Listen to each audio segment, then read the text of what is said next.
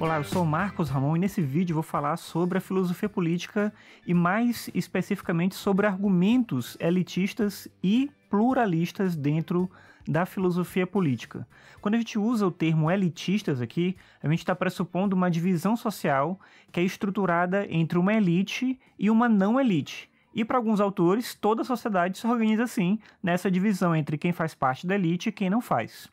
Partindo desse pressuposto, a gente pode fazer mais uma divisão, que é a que estabelece que tem a elite governante e a elite não governante. Então, retomando, tem um grupo que é não elite, tem um grupo que é elite, e dentro desses que são a elite, a gente tem aqueles que governam e aqueles que não governam. Então, a elite é uma minoria que ela tem interesses homogêneos, e por isso ela acaba se organizando de maneira muito fácil. E ela consegue também, por conta disso, estruturar sem muita dificuldade o domínio sobre o restante da população, o que gera um problema, obviamente. Quem exerce o poder nesse contexto é aquele que conquista um determinado conjunto de atributos que são necessários para exercer o poder, e aí isso, claro, vai variar de acordo com o tempo, com a sociedade, com a cultura. Mas ainda que exista alguma variação em relação ao conceito de elite, por exemplo, a gente pode pensar a ideia de elite entre os guerreiros, entre os sacerdotes, entre os grandes proprietários, enfim, tem diferentes elementos aí que compõem essa elite, mas ainda que tenha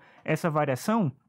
o importante aqui é perceber que quando ocorre alguma mudança dentro do poder, essa mudança se dá dentro da própria elite, ou pela ascensão de um novo grupo elitista que vai tomar o poder, substituindo aquele anterior, mas obviamente faz parte ainda desse elemento que a gente chama aqui de elite. Então você já percebe aí que tem uma grande estrutura desigual na organização do Estado social. E aí, se a gente leva esse conceito de maneira ainda mais específica, a gente vai perceber que a vivência democrática, entendida aqui como participação popular, ela é impossível, porque dado que os interesses da elite sempre vão prevalecer em relação aos interesses do povo, a elite ela vai usar a democracia para se manter no poder, mas ela não vai objetivamente permitir que a democracia realmente aconteça. Claro que tem uma reflexão maior para a gente fazer também sobre a possibilidade de uma democracia plena, mas isso é uma outra discussão. De qualquer maneira, não é só a democracia que sofre com o elitismo. Mesmo em organizações que têm como enfoque os direitos do povo, mesmo nelas,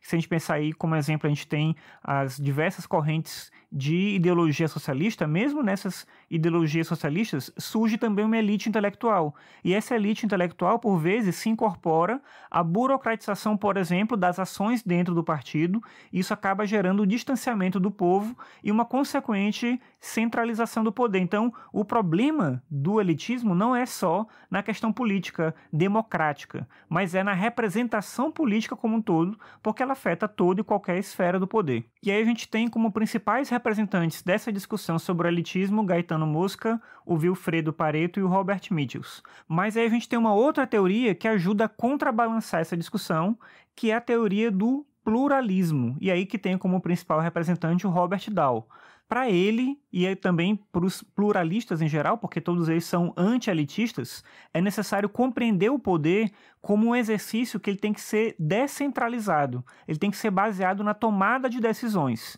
Então, o centro da discussão dessa corrente é tentar entender o comportamento real dos atores sociais, das pessoas que estão vivendo ali naquela sociedade, pensando isso a partir de uma análise empírica da própria sociedade. Para os pluralistas, ainda que exista sempre uma minoria que concentra a tomada de decisão, que é o que acontece às vezes, por exemplo, em uma democracia representativa, que é uma democracia real, diferente de uma democracia direta, que é uma experiência da antiguidade que hoje é praticamente impossível de reproduzir,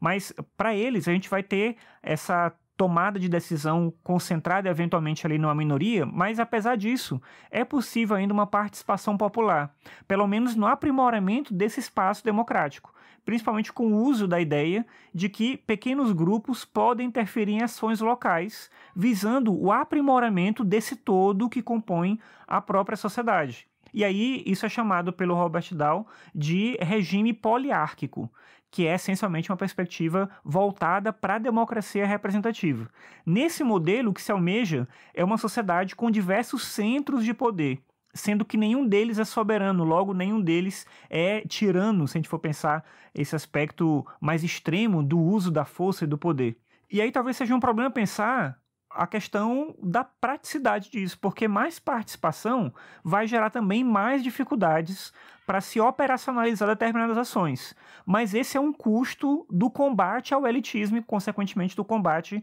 a essa concentração exagerada ali do poder. Então, é mais benéfico para a sociedade que você tenha esses diversos centros de poder e você tenha as pessoas participando efetivamente da estrutura social. Claro que talvez a democracia representativa não comporte sempre elementos suficientes para garantir a participação popular, principalmente se a gente reduzir a democracia representativa ao direito ao voto. O direito ao voto não deve ser encarado como sinônimo de participação democrática. Votar é um elemento importante dentro da democracia, mas participar de fato da sociedade, participar da vida política local, envolve bem mais. E esse é um debate que ele é importantíssimo dentro das teorias democráticas contemporâneas e em um outro vídeo a gente vai voltar a discutir isso de maneira mais específica. Mas a ideia aqui, como eu falei, era apresentar esses dois argumentos que se opõem, o argumento dos elitistas, que vão acreditar que sempre vai existir esse poder concentrado dentro da elite, e esse elemento de uma discussão pluralista